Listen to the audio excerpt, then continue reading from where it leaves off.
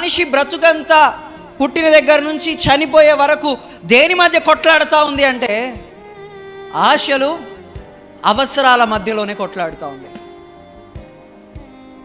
ఈ జీవిత కాలక్రమంలో మనం వెళ్తూ ఉన్నప్పుడు మనకు కొన్నిసార్లు అనిపిస్తూ ఉంటుంది, మనం నమ్మిన దేవుడు మన అవసరాలను తీర్చగలడా?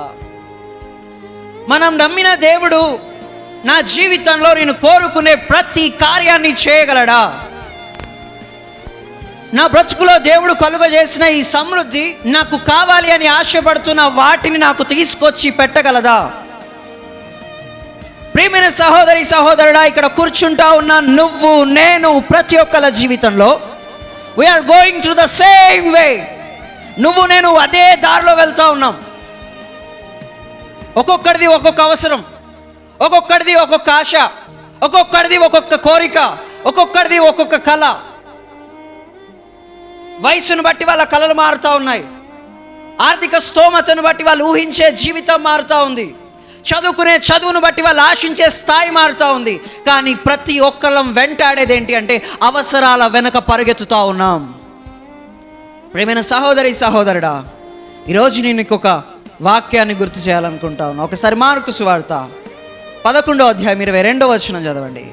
మన సిచ్యువేషన్ ఒక రకంగా మాట్లాడుతూ ఉంటే ప్రియమైన సహోదరి సహోదరుడా, వాట్ బైబిల్ సేస్ టుడే, ఈరోజు నీకు బైబిల్ ఏమి నేర్పిస్తూ ఉంది, ఏం చెప్తుంది, నీకు ఏం తెలియజేస్తూ ఉంది? అందు విశ్వాసము ఉంచడం ఒకటైతే, ఆ విశ్వాసం ఎందుకు ఉంచాలి అంటే మనకి ఫిలిప్పీలకు రాసిన పత్రికలో మనకు కనిపిస్తూ ఉంది, మీరు దేని గురించి ఆలోచించకండి,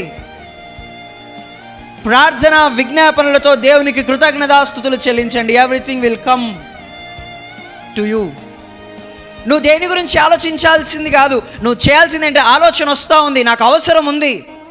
డెఫినెట్లీ నాకు చాలా అవసరాలు ఉన్నాయి, మీకు చాలా అవసరాలు ఉన్నాయి, మీ పిల్లలకి చాలా అవసరాలు ఉన్నాయి, మీ ఆర్థిక పరిస్థితులకి చాలా అవసరాలు ఉన్నాయి, మీ ఇంట్లో ఎన్నో అవసరాలు కనిపిస్తూ ఉన్నాయి, ఇంట్లో కొనుక్కోవడానికి చాలా అవసరాలు కనిపిస్తూ ఉన్నాయి, ఆనందంగా ఉండడానికి చాలా అవసరాలు కనిపిస్తూ ఉన్నాయి. ప్రియమైన సహోదరి సహోదరుడు, గొంతెమ్మ కోరికల గురించి నేను మాట్లాడను. గొంతెమ్మ కోరికలు చాలామందికి ఉంటాయి, అవి ఎప్పటికీ జరగవు, వాటిని పక్కన పెట్టండి. నువ్వు బ్రతకడానికి, నువ్వు జనాల్లో గౌరవంగా ఉండడానికి, దేవుణ్ణి నమ్మినందుకు, దేవుడి నామానికి మహిమకరంగా బ్రతకడానికి నీ కోరికలు ఏవైతే ఉంటా ఉన్నాయో, నీ అవసరాలు ఏవైతే ఉంటా ఉన్నాయో, ప్రియమైన సహోదరి సహోదరుడా, దేవుడు చెప్తా ఉన్నాడు, బిలీవ్ హిమ్, ఆయన నమ్మండి, ఆయనకు ప్రార్థన చేయండి. ఆలోచించినంత మాత్రాన ఏది జరగవు. నీ ఆలోచనలు సమస్తాన్ని పక్కన పెట్టి నీ భారాన్ని మొత్తం ఆయన మీద మోపి just believe him, keep faith on him, ఆయన మీద విశ్వాసం ఉంచమని బైబిల్ చెప్తోంది.